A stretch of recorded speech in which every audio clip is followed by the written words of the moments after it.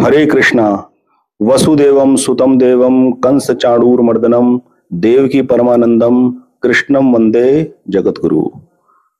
मूकम करोति वाचलम पंगु लंघते गिरिम यत् कृपातमहं वंदे परमानंदम माधवम। नमस्कार दोस्तों, आज की वीडियो का टाइटल है राहु ग्रह का ज्योतिष में परिचय और महत्व। राहु इंडिकेटर है कल्पना शक्ति का, विचार शक्ति का। ज्योतिष में आत्मा देखी जाती है सूर्य से, मन की गतिविधि देखी जाती है चंद्र से, और मन में चल रहे विचारों का जो समुद्र है, मन में चल रहे विचारों का जो तूफान है, विचारों का संग्रह, अच्छे विचारों का और बुरे विचारों का, जो व्यक्ति का आचरण और कर्म निर्धारित करते हैं सुख में और दुख में जीवन बनाने के लिए, उसका विशेष कारक ग्रह है राहु। ठीक है, राहु विचारों का समुद्र है। मैंने ये वर्ड यूज किया, वो क्यों समुद्र है उसको मैं इस पौराणिक कथा के हिसाब से राहु का इंट्रोडक्शन आपको देता हूं। ठीक है, पौराणिक कथा है, राहु का असल नाम है, राहु एक्चुअल में था राक्षस स्वरभानु। ये हिरण्यकश्यप का भांजा है। हिरण्यकश्यप, हिरणाक्ष और सिंहिका, ये तीनों भाई बहन हैं। ऋषि कश्यप और दिति की 3 संतानें हुई हैं, हिरण्यकश्यप, हिरणाक्ष और सिंहिका।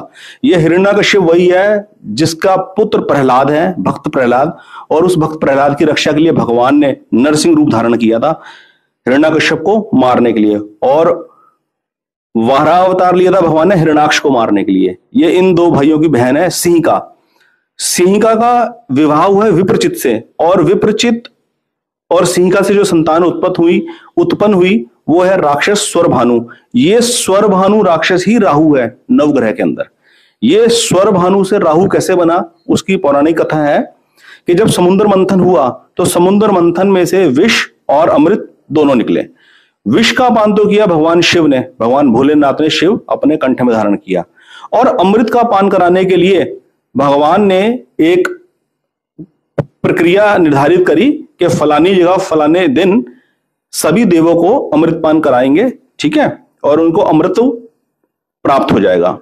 अब देखिए राहु का माइंडसेट, राहु की मेंटालिटी, राहु की अपनी खुद की कोई वो नहीं है, कोई उसका अपना माइंडसेट नहीं है, कोई उसकी खुद की बुद्धि नहीं है, वो इफेक्टेड है शुक्र से।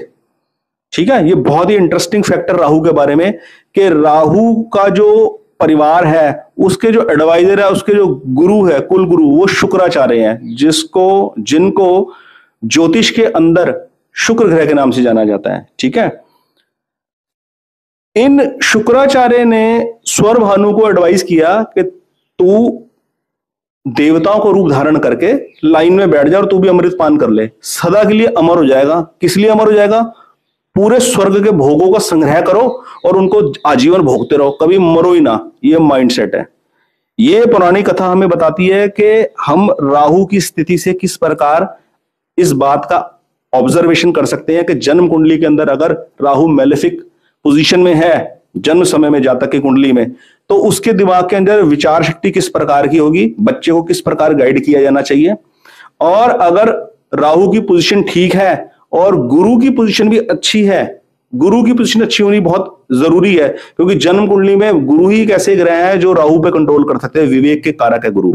ठीक है, विवेक शक्ति ऊंची होगी तो राहु द्वारा उठते हुए जो विचारों के तूफान है वो व्यक्ति का आचरण और कर्म गलत तरफ नहीं जाने देंगे। ये मूल बात है। इस पौराणिक कथा से हम ये शिक्षा लेते हैं। अब हुआ क्या कि जब अमृत पान का वितरण हो रहा था तो ये देवताओं का रूप बनाकर बीच में बैठ गया, और जैसे ही अमृत हाथ में आके मुंह में डाला, सूर्य और चंद्र ने भगवान को बता दिया। भगवान मोहिनी रूप धारण कर अपनी लीला के अनुसार वो इस टास्क को करने आए थे। सूर्य चंद्र ने बता दिया है कि ये राक्षस है, ये देवता नहीं है भगवान उसी वक्त अपने असली रूप में आए और सुदर्शन चक्र से इस राक्षस स्वरभानु का सर काट दिया। अब ये कटा हुआ सर, क्योंकि अमृत मुंह में चला गया था, अब ये जीवित ही रहा। सिर कटने के बावजूद भी ये नष्ट नहीं हुआ। अब सृष्टि के जो रचयिता है ब्रह्मा जी, उन्होंने अपने नियम अनुसार इसको एक स्थान प्रदान कर दिया नवग्रहों के अंदर, ज्योतिष के अंदर। ये राहु के नाम से प्रसिद्ध हो गया। राहु और कटा हुआ जो नीचे का हिस्सा था धड़, वो बन गया केतु। ठीक है, ये पौराणिक कथा के हिसाब से इनकी फिजिकल एग्जिस्टेंस है। लेकिन तारामंडल के अंदर कोई इनकी फिजिकल एग्जिस्टेंस नहीं होती। They called this one shadow planets, ये छाया ग्रह कहलाते हैं। ठीक है, अर्थ जिस रोटेशन में, जिस आकाशीय मार्ग पे चलती है और जिस आकाशीय मार्ग पे चंद्रमा परिक्रमा करता है पृथ्वी की, ये दोनों रेखाएं, दोनों बिंदु जिस जिस पॉइंट पे काटती हैं, वो पॉइंट एक राहु कहलाता है, एक केतु कहलाता है। और ये पॉइंट लगातार बदलते रहते हैं क्योंकि पृथ्वी आगे को मूव कर रही है और चंद्रमा उसके चारों तरफ अपनी परिक्रमा कर रहा है। जैसे कि हम जानते हैं कि चंद्रमा सबसे नजदीकी ग्रह है पृथ्वी का, और ये सबसे ज्यादा इफेक्ट करता है, मुहूर्त चंद्रमा से ही देखा जाता है कि चंद्रमा किस नक्षत्र पे चल रहे हैं। चंद्रमा 2.25 दिन लेते हैं एक नक्षत्र को क्रॉस करने के लिए। ठीक है, उसी प्रकार रोजाना राहु काल घटित होता है।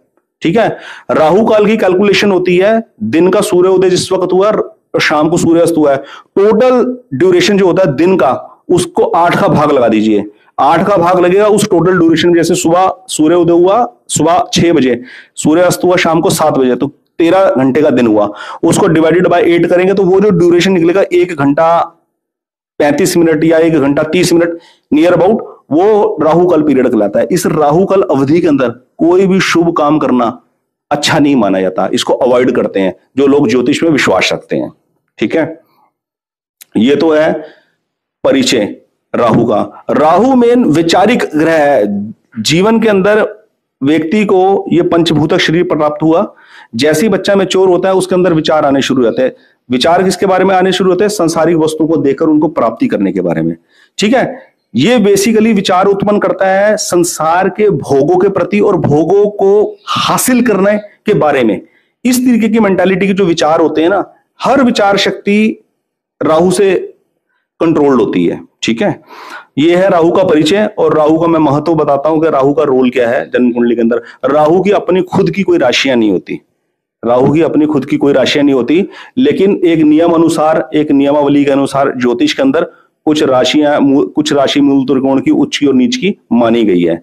हम प्रैक्टिकली अगर कुछ कुंडलियां देखें, जो ज्योतिष के विद्यार्थी हैं, जो ज्योतिष में इंटरेस्ट रखते हैं, या हम इतना ज्योतिष सीखना चाहते हैं कि अपने परिवार वालों के बारे में कुछ हम जान सकें, तो उस हिसाब से हम खुद ये प्रैक्टिकली सीखें कि किस किस राशि के ऊपर बैठ के राहु क्या प्रभाव देता है। स्पेशली 2 चीजों के बारे में कि वो उच्च का किस पे इफेक्ट ज्यादा करता है और नीच का किस पे करता है। जैसे फलित की किताबों के अंदर लिखा हुआ है कि वृष राशि के ऊपर सूर्य उच्च का, राहु उच्च के होता है, और कुछ में लिखा है साथ में, कुछ ये ज्योतिषी मानते हैं कि राहु मिथुन राशि में उच्च का माना जाता है। तो ये मेरे कहने का भाव ये है कि हम खुद ये 2, 4, 5, 10 पत्रियां देखकर, हॉरोस्कोप देखकर जज करें कि राहु का इफेक्ट किस तरीके से आता है जिन लोगों के हम संपर्क में रहते हैं। ठीक है, ये मेरे कहने का भाव है। तो अब राहु के बारे में एक्सप्लेन करता हूं आपको। वायु तत्व ग्रह है। ठीक है, वैसे खुद की अपनी कोई राशि नहीं होती राहु की, लेकिन कन्या राशि के अगर ऊपर बैठ जाए तो राहु को स्वराशि का माना जाता है। ठीक है, राहु व कन्या राशि के ऊपर बैठना इस बात का घोतक है कि व्यक्ति की जो विचार शक्ति होगी वो जीवन के अंदर मेलेफिक बेस नहीं होगी, क्रिएटिव बाइंडेड ज्यादा होगी। ये इंडिकेट करता है, राहु का मेलेफिक होना इस बात का इंडिकेट करता है कि व्यक्ति की जो विचार शक्ति होगी वो गलत तरीकों की तरफ ज्यादा होगी, वो उसका आचरण और उसका कर्म गलत कामों की तरफ ज्यादा जा सकता है, जो जीवन के अंदर आखिर में जाके अच्छे रिजल्ट लेकर नहीं आएगा। ये कहने का भाव है। कर्क राशि के ऊपर राहु का बैठना मूल त्रिकोण कहलाता है। कर्क राशि मूल त्रिकोण राशि कहलाएगी राहु की। ठीक है, राहु को मैं कैलकुलेट करता हूं, मैं मानता हूं कि राहु अगर वृष राशि में बैठा तो राहु को उच्च का मानता हूं। ज्योतिष शास्त्र के अंदर मिथुन राशि के ऊपर भी बैठना उच्च कहलाता है राहु का। ठीक है, मैं कैलकुलेशन में अपने वृष राशि कंसिडर करता हूं। ठीक है, राहु वृश्चिक के ऊपर नीच के होते हैं। अगर वृष के ऊपर मानेंगे उच्च के तो वृश्चिक के ऊपर नीच के मानेंगे, और अगर मिथुन के ऊपर उच्च के मानेंगे राहु को तो धनु के ऊपर नीच के। ठीक है, राहु की दृष्टि होती है सप्तम भाव पे तो सभी ग्रह देखते रहते हैं, स्पेशल दृष्टि है 9वें पे भी देखता है राहु और 5वें भी देखता है। 5, 7, 9 लाइक गुरु, जैसे गुरु की दृष्टि है 5, 7, 9 पे, ऐसी राहु की दृष्टि 5, 7, 9 पे है। बहुत लंबी महादशा प्राप्त होती है 18 साल की। ठीक है दोस्तों, ये मेन पॉइंट है। और ज्योतिष शास्त्र के अंदर क्योंकि स्वरभानु राक्षस अमृतपान कर रहा था, सूर्य चंद्र ने विघ्न डाल दिया, तो राहु सूर्य चंद्रमा को, साथ में मंगल को भी अपना परम शत्रु मानता है। सूर्य चंद्र मंगल ये शत्रु है, ये शत्रु नहीं है राहु के, राहु इनको शत्रु मानता है, सूर्य चंद्र मंगल को। और राहु सूर्य और चंद्र ग्रहण लगाने का भी अपने अंदर दम रखता है। ठीक है, ये है फैक्ट। बुध को, शुक्र को और शनि को राहु मानता है अपना परम मित्र। गुरु के प्रति राहु का भाव ज्योतिष शास्त्र में सम माना जाता है। ठीक है दोस्तों, ये राहु के बारे में संक्षिप्त मैंने आपको विवरण दिया। और अब अगली वीडियो के अंदर एक्सप्लेन करेंगे राहु का जन्म कुंडली के 12 भावों में प्रभाव। बहुत बहुत धन्यवाद। हरे कृष्णा।